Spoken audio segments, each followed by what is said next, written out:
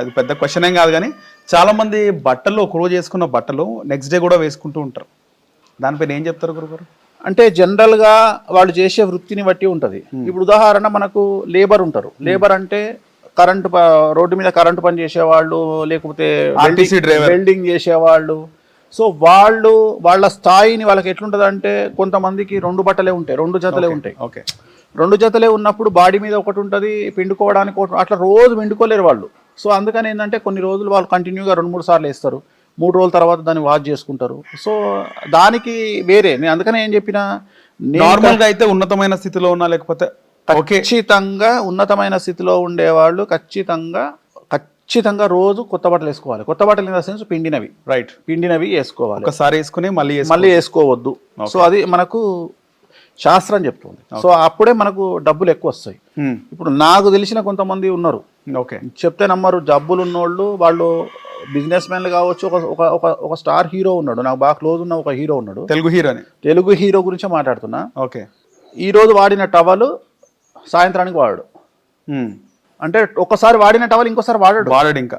అంటే దాన్ని బట్టి నువ్వు అర్థం చేసుకో ఎన్ని టవల్స్ ఉంటాయో, ఆయన నెలకు ఎన్ని టవల్స్ ఉంటాయో. ఓకే, నెలకు 100 టవల్స్ వాడతాడు, ఆ 100 టవల్ పడేస్తాడు. సో అది వాళ్ళ నమ్మకం. సో నేను ఇచ్చే సలహా కూడా అదే, మనం బాగా ఎదగాలి అంటే కొన్ని చేయాల్సి. దాంట్లో భాగంగా నీట్నెస్ చాలా ముఖ్యము. ఆ నీట్నెస్ను బట్టి మనకు అభివృద్ధి అనేది ఏర్పడుతుంది. ఓకే, సో ముఖ్యంగా మీ ఫామ్ హౌస్ ఎంటర్ అవ్వగానే ఫస్ట్ భయం వేసింది మీ పెట్ డాగ్స్ని చూసి. దాదాపు 6-7 ఉన్నాయి మొత్తం. సో అందులో రకరకాలు ఉన్నాయి, జర్మన్ షెపర్డ్ ఉంది, హస్కీ ఉంది, అన్ని రకాల రాట్ వీలర్ ఉంది, ఉంటుంది. సో చాలా మందికి కుక్కలు అంటే అఫెక్షన్, పెట్ డాగ్స్ అంటే. నేను కూడా డాగ్ లవరే. సో కుక్కలను పెంచుకోవడం, వీటికి ఏమైనా అయితే బాధపడుతూ ఉంటాము, దానిపైన ఏం చెప్తారు గురుగారు?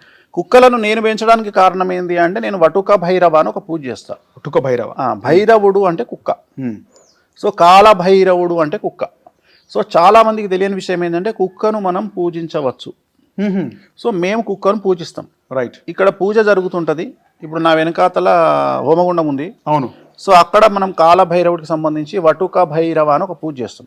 ఆ పూజ చేసేటప్పుడు ఒక కుక్కను తీసుకొచ్చి ఆ కలర్ను బట్టి, ఆ రోజు ప్రామాణికాన్ని బట్టి, ఒకరోజు తెల్ల కుక్కను తెస్తాం, ఒకరోజు నల్ల కుక్కను తెస్తాం, ఒకరోజు ఎర్ర కుక్కను తెస్తాం. అట్లా ఆ కుక్కను తీసుకొచ్చి ఆల్మోస్ట్ అక్కడ 5 కలర్లు, అందుకే 7 కుక్కలు ఉన్నాయి. మొత్తం 7 కుక్కలు ఉంటాయి. ఆఫీస్లో 2 ఉంటాయి. మొత్తం 9 కుక్కలు ఉంటాయి.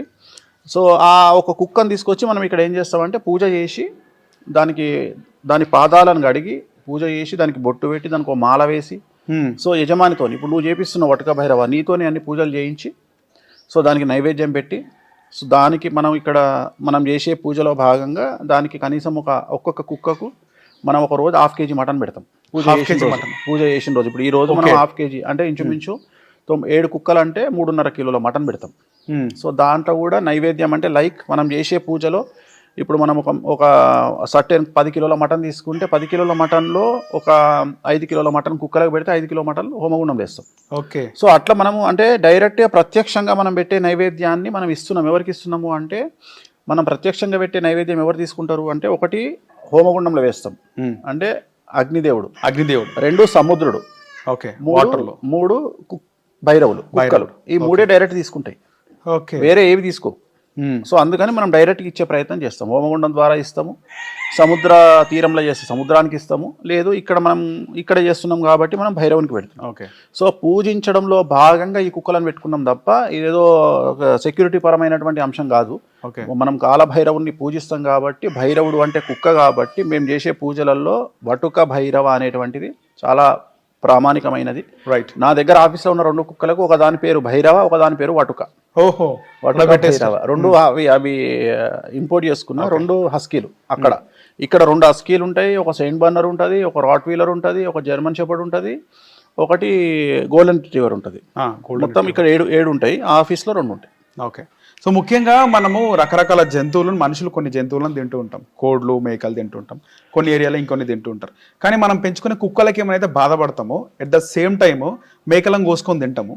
చాలా మంది మాట్లాడే మాట గురుగారు, దీనిపైన ఏం చెప్తారు? కొన్ని జంతువులను మనము ఆహారంగా అంటే ఒక మనిషి వస్త్రధారణను, ఒక మనిషి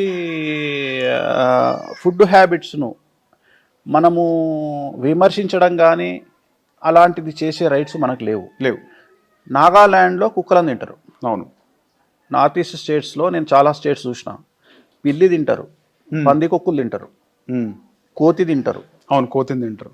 సో జనరల్గా ఎక్కడ ఏవైతే ఎక్కువగా ఉంటాయో వాటిని తినడానికి వాడతారు, తక్కువగా ఉండడానికి సేవ్ చేయడానికి ప్రయత్నం చేస్తారు.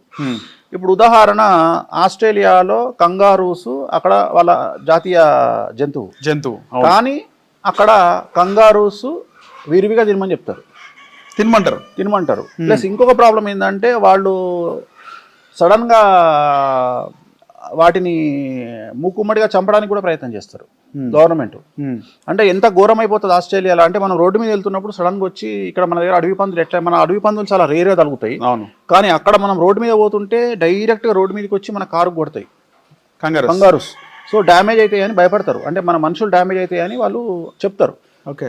సో ఇప్పుడు మన దగ్గర ఏంటంటే నార్త్ ఈస్ట్ స్టేట్స్లో మన దగ్గర కుక్కలు తింటారు, పిల్లులు తింటారు, ముంగీసలు తింటారు కొంత.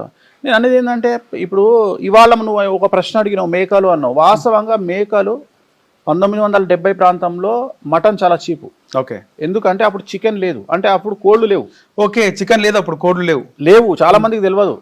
సో అప్పుడు కోళ్ళు అనేటువంటివి కాస్ట్లీ, మటన్ చీప్ అప్పుడు. ఎందుకంటే అప్పుడు గొర్రెలు ఉండేవి, ఎందుకంటే ఊర్లలో చాలా మంది గొర్రెలు పెంచేవాళ్ళు, కానీ కోళ్ళు పెంచేవాళ్ళు లేరు అప్పుడు. ఇప్పుడు చికెన్ పౌల్ట్రీ ఇండస్ట్రీ లేదు అప్పుడు. అందుకని ఏంటి అంటే చికెన్ అంటే దొరకదు ఎవరికి, అప్పుడు ఓన్లీ మటనే. మాంసము అనేటువంటిదే ప్రాముఖ్యత. చాలా మంది వాళ్ళ దేవాలయాల్లో మనము ఇప్పుడు తెలంగాణ కల్చర్లో మాంసము మద్యము అంటే మాంసం అంటే మేక. మరి కోడి ఎందుకు లేదు అంటే కోడికి ఇంపార్టెన్స్ లేదు అప్పుడు, కోడి అప్పుడు లేనే లేదు మనకు. ఓకే. అందుకని ఎక్కువగా ఉన్నటువంటిది మాంసం అంటే మటన్ కాబట్టి అప్పుడు మటన్ తిన్నారు. ఇవాళ పౌల్ట్రీ రంగం అభివృద్ధి చెందినాక ఇప్పుడు మనకు కోడి అంటే తెలుస్తుంది, కానీ వాస్తవంగా కోళ్ళు అప్పుడు లేవు. అప్పుడు ఓన్లీ కోళ్ళు కాలజ్ఞాని కింద లెక్క. కాలజ్ఞానము అంటే పొద్దున 4 గంటలకు అప్పుడు వాచులు లేవు.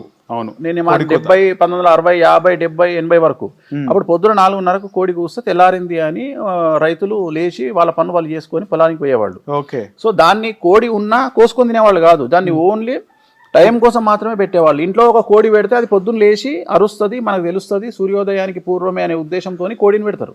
ఓకే.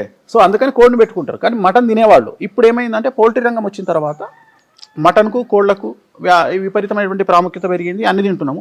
సో నేను అనే పాయింట్ ఏంటంటే జనరల్గా విచిత్రమైనటువంటి క్యాలిక్యులేషన్ ఉంటుంది. అంటే ఈ తిండి గురించి కానీ, తిండి గురించి ఒక దగ్గర ఒకటి తింటే ఒక దగ్గర ఒకటి తినొద్దు. అంటే ఉదాహరణ ఇప్పుడు హైదరాబాద్లో చేస్తే తప్పు కాదు, లేదా వేరే దగ్గర చేస్తే తప్పు. అట్లనే ఇప్పుడు ఉదాహరణ గోవాలో కసినో ఆడొచ్చు, హైదరాబాద్లో ఆడొద్దు. సో ఒక దగ్గర వాళ్ళ అలవాట్లని బట్టి కొంతమంది కుక్కలను తింటారు, కొంతమంది ముంగీసలు తింటారు, కొంతమంది పంది కుక్కలను తింటారు. ఇప్పుడు మన దగ్గర కూడా తెలుగు స్టేట్స్లో కూడా నువ్వు అబ్జర్వ్ చేస్తే ముంగీసలు పడుతుంది, మన పిల్లులు పడుతుంటారు, పిల్లులు పట్టేటోళ్ళు వస్తారు వచ్చి. ఒక ప్రత్యేకమైనటువంటి తెగ ఉంటుంది, వాళ్ళు ఏం చేస్తారంటే పిల్లులు పట్టుకొని ఆ పిల్లులు తింటారు. సో అది వాళ్ళ అలవాటు, రైట్, వాళ్ళ అలవాటు. కొన్ని నాకున్న అవగాహన ప్రకారం కొన్ని దేశాల్లో కాకులను తినే వాళ్ళు ఉన్నారు.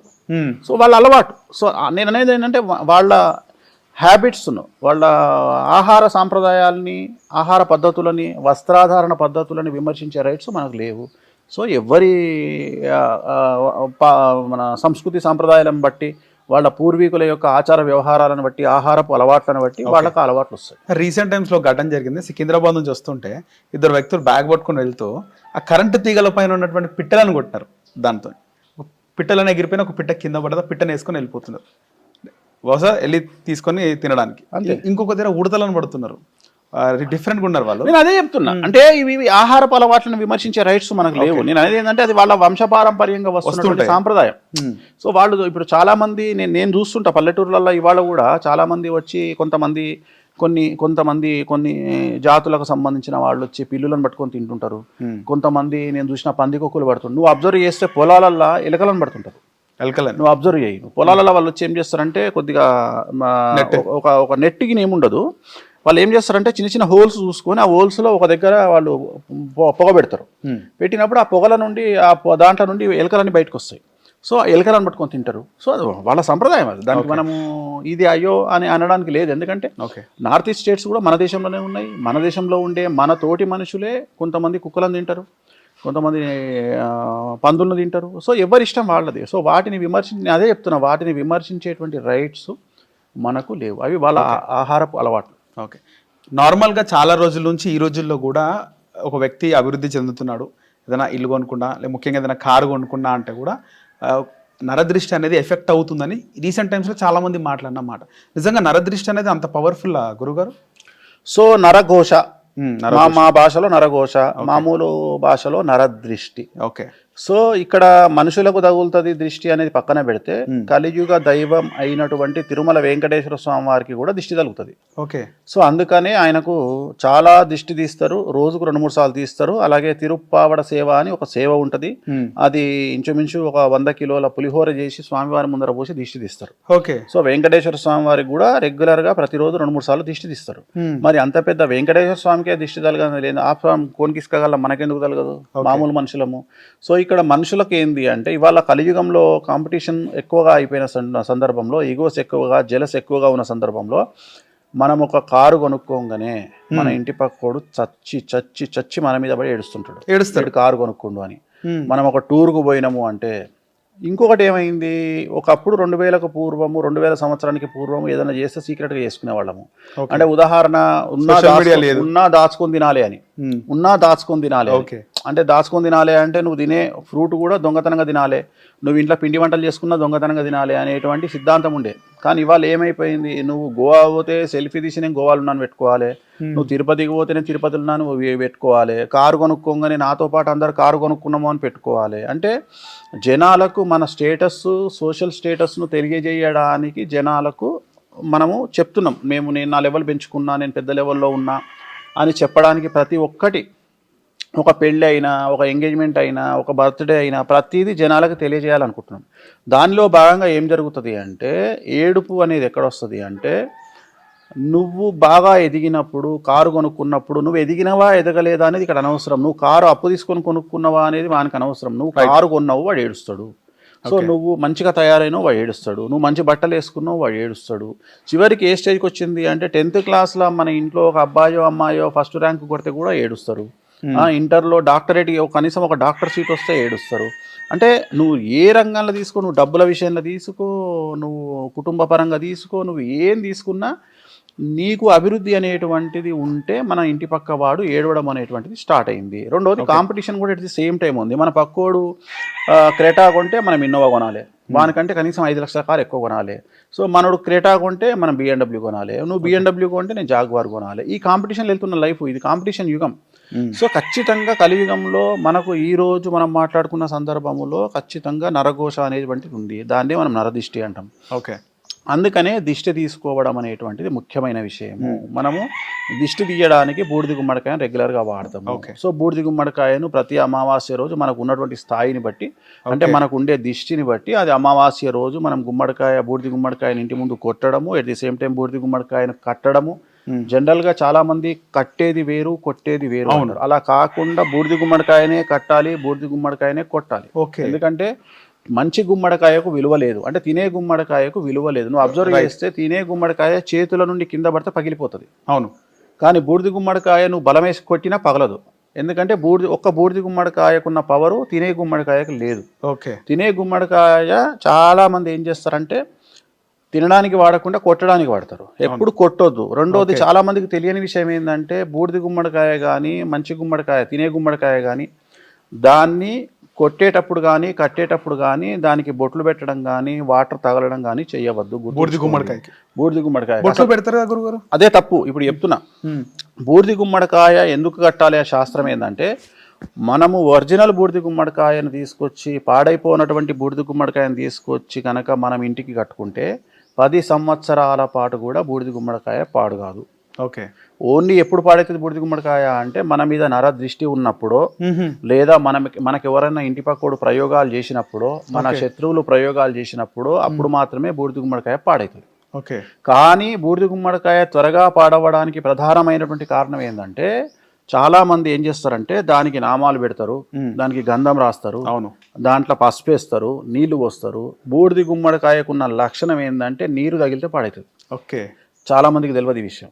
సో నీరు తగిలితే పాడవుతుంది. కాబట్టి నీరు ఎట్టి పరిస్థితుల్లో దానికి తగలనివ్వద్దు, దానికి పసుపు కుంకుమలు తగలవద్దు. బూడిద గుమ్మడికాయను ముట్టుకోకుండా, బొట్లు పెట్టకుండా డైరెక్ట్గా నెట్లో పెట్టాలి, పైన కట్టేసేయాలి అంతే. కట్టి నీరు తగలని ప్రదేశంలో కట్టాలి. దాన్ని కడితే మీరు అబ్జర్వ్ చేయండి, 5 ఏళ్ళైనా బూడిద గుమ్మడికాయ అట్లనే ఉంటుంది, ఖరాబ్ కాదు. దాన్ని కట్టేదే అందుకని. సో అప్పుడు బూడిద గుమ్మడికాయ ఒకవేళ మనం నిజంగానే వాటర్ తగలకుండా నిజంగానే బూడిద గుమ్మడికాయని కట్టిన సందర్భంలో బూడిద గుమ్మడికాయ నుండి ఒకవేళ ఏదైనా డ్రాప్స్ కింద పడ్డట్టయితే, ఉదాహరణ మనం ఇక్కడ బూడిద గుమ్మడికాయ కట్టినప్పుడు కింద పడుతుంది, అది పాడైపోయినప్పుడు కుళ్ళిపోతుంది. అవును, కుళ్ళిపోయినప్పుడు దాంట్లో నుండి brown colour, red colour water పడుతుంది. సో ఒక్కొక్క కలరు ఒక్కొక్క ఇంపాక్ట్ చూపించుకోవడానికి ఉపయోగపడుతుంది. ఓకే. సో మనకు బ్రౌన్ కలర్ పడితే ఏంది, ఉదాహరణ బ్రౌన్ కలర్ పడితే నరఘోష ఉన్నట్టు లెక్క. ఓకే. లేదు బ్లాక్ బ్రౌన్ కలిపి పడ్డది అంటే ఏదో ప్రయోగం జరిగినట్టు లెక్క. ఓకే. సో ఇట్లా అంచనా వేయడానికి బూడిద గుమ్మడికాయని కడతాం. సో అందుకని నరదిష్టి తీయాలి అంటే ఇది ఒక పద్ధతి. మనుషులకు ఇది ఇప్పుడు నేను చెప్పింది ఏంది, ఇది వాహనాలకు కానీ ఇంటికి కానీ. మరి మనుషులకు దిష్టి తగిలితే ఎట్లా అంటే, మనుషులకు దిష్టి తగిలినప్పుడు చేసే పని ఏంటంటే, తెలియనటువంటి ప్రదేశంలో ఉదాహరణ చెవు వెనకాల కాటుక పెట్టుకోవడం, అరికాళ్లలో కాటుక పెట్టుకోవడము, లేదు నిజంగానే బాగా దిష్టి జరిగినప్పుడు మంత్రించేటువంటి అంటే దిష్టి మంత్రం వేయగలిగిన వాళ్ళు అయితే నీళ్ళకి, ఇప్పుడు ఉదాహరణ మేమైతే నీటికి దిష్టి మంత్రం వేసి వాటర్ బాటిల్ మూత ఓపెన్ చేసి మంత్రం ఇచ్చి 200 ml వాటర్ బాటిల్ ఇచ్చి తాగుమంటాం. అట్లా కాకుండా ఇంట్లో నీటితో దిష్టి తీయవచ్చు. నీటితో దిష్టి తీయడం అంటే ఉదాహరణ ఒక టవల్ ఉంటుంది ఇంట్లో మన దగ్గర. ఆ టవల్ని ఏం చేయాలంటే, మన ఇంటికి కాంపౌండ్ వాల్ ఉంటుంది, కాంపౌండ్ వాల్కి ఇంటి గోడకు మధ్యలో మనిషి నిలబెట్టి, దిష్టి తగిలిన మనిషి నిలబెట్టి వాటర్లో ఒక బకెట్లో వాటర్ వేసి ఆ వాటర్లో ఈ టవల్ని వేసి తీసి ఆ టవల్తో దిష్టి తీయాలి. ఓకే. టవల్తో దిష్టి తీసి ఆ టవల్ తీసుకుపోయి కాంపౌండ్ వాల్ మీద వేయాలి. ఆ వాటర్ ఎట్టెట గారిపోతుంటాయో దిష్టి అట్లా పోతుంది. ఓకే. హిట్ టీవీ యాప్, ఇందులో short news, live news, entertainment shows, movies, digital magazines తో పాటు మీ జిల్లా వార్తలను కూడా ఫ్రీగా చూడొచ్చు. ఇంకెందుకు ఆలస్యం, వెంటనే హిట్ టీవీ యాప్ ని డౌన్లోడ్ చేసుకుని ఫ్రీగా ఎంటర్టైన్మెంట్ పొందండి. Hit TV app. Hit TV app. Please download Hit TV app. Hit TV యాప్ని ఫ్రీగా డౌన్లోడ్ చేసుకొని ఎంజాయ్ చేయండి. మీకు నచ్చిన ఎంటర్టైన్మెంట్ కోసం హిట్ టీవీ యాప్ ని ఫ్రీగా డౌన్లోడ్ చేసుకుని ఎంజాయ్ చేయండి. హిట్ టీవీ యాప్ ని డౌన్లోడ్ చేసుకుని ఆస్వాదించండి, ఆశీర్వదించండి. ఇంతమంది సెలబ్రిటీలు హిట్ టీవీ యాప్ ని డౌన్లోడ్ చేసుకోండి అని చెప్తున్నారంటే ఎంత మంచి యాప్ ఆలోచించండి. అమెరికా అమెరికా అమెరికా అమెరికాలో చదవాలనుకునే వాళ్ళకి విశ్వసనీయమైన పేరు మన శౌర్య కన్సల్టెన్సీ. UK లో 1 year masters, UK లో 1 year masters, 2 years work permit up to 5 years visa. Contact Saurya Consultancy. Contact 89851 89851.